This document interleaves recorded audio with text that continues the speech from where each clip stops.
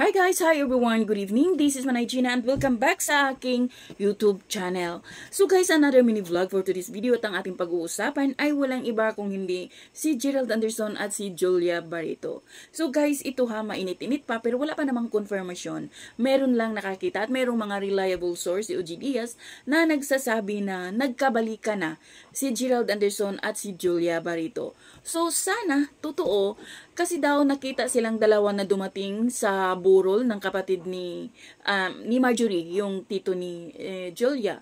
So, magkasama silang dumating at magkasama din silang umalis. No? So, marami ngayon ang mga speculations na nagkabalikan na talaga si Julia Barreto at si Gerald Anderson. So, kung totoo man, sana nga totoo. Kasi sayang naman yung ilang years nilang pinagsamahan, 7 years, tapos mauuwi lang sa wala.